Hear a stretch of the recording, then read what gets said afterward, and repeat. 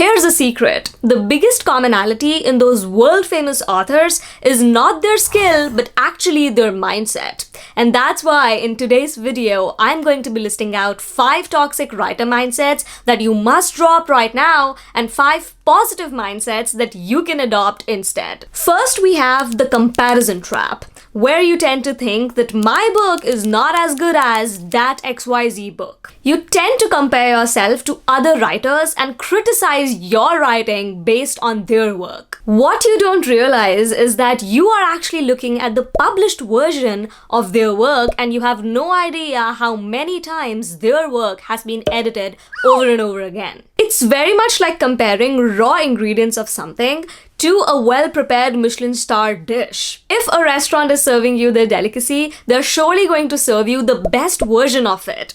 In the same way, when publishing houses publish stories, they're always trying to publish the best versions of those stories in the public, and you, as a reader of that published work, has no idea what the initial drafts look like. That's why comparing your unpublished work to someone's polished manuscript is plain stupidity. The better mindset here is to compare one version of your story to another version of the same story, and then keep on editing and rewriting and pitting one version of the story with another version of the story to try and figure out which is the best version of the story that you are trying to tell. Remember, it's not about writing the best story in the world. Instead, it's about writing your story in the best way possible. At this point of the video, if you're getting any value out of it, please like the video and consider subscribing, because on this channel we talk all about writing compelling novels and creating rich experiences for the readers.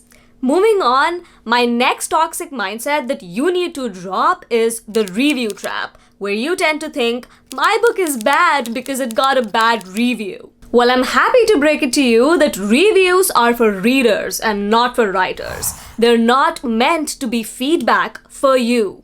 Now, you can still learn from a review and consider it as feedback if you choose to, but understand that that is not the purpose of a review. The purpose of a review is to actually get your book in the hands of the right audience. The job of a reviewer is to help the readers understand who this book is written for and who are most likely to get the most enjoyment out of this book. So let's take Twilight series for example. Some people love those books, some people hate them, but still that does not establish whether the books is good or bad, because that depends on who is reading their book and what their definition is for good and bad, which is very subjective.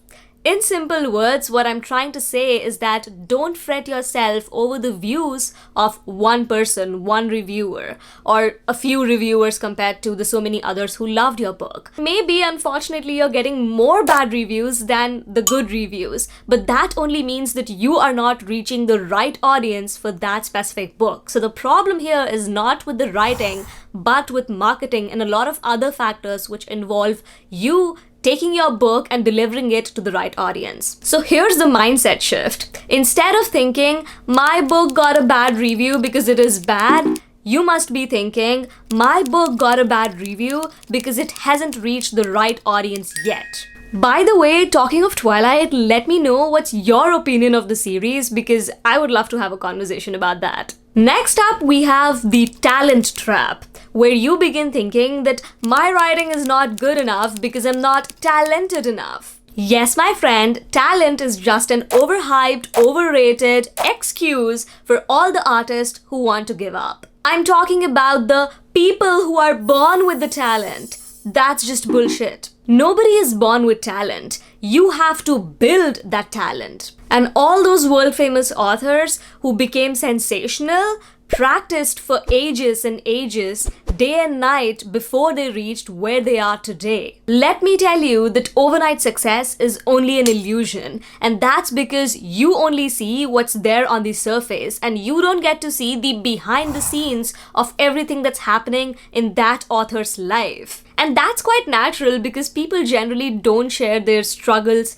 online with the world. They share the finished product, the finished highlight reel of their success. And that's why I need to pop your bubble and tell you that just because you're not seeing the behind the scenes of someone's struggle doesn't mean it does not exist.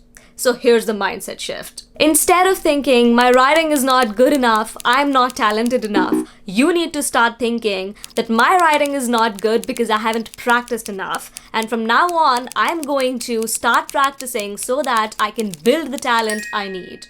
The next toxic mindset you need to drop is the bestseller trap.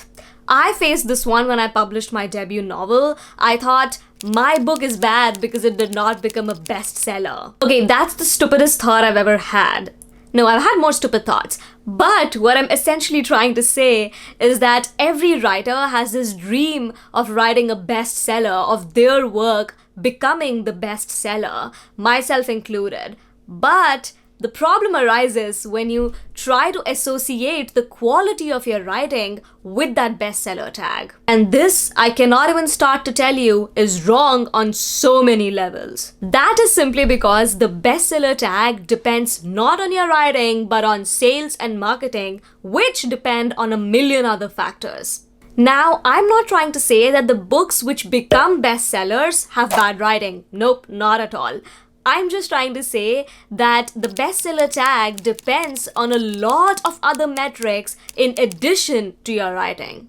So here's the positive mindset shift. Instead of thinking, my book did not become a bestseller, so it is bad, you can be thinking, my book does not need to become a bestseller in order to prove the quality of my writing. By the way, it's still okay to be dreaming for a bestseller. If you share this dream with me, then comment the phrase, I'm working towards a bestseller, and I'm gonna like your comment and manifest it for you. The next toxic mindset you need to drop is called the fame trap. A lot of writers think, I cannot become a successful author because I'm not popular enough. This is an inhibition that stops writers from approaching publishers and editors and agents. But what you don't realize is that you don't need to be popular in order to sell your book. Your book needs to be popular in order to sell itself. And there are ways of making your book popular. That's why marketing exists, and there are so many ways to market the book. You just need to learn the right ways. Here's the mindset shift.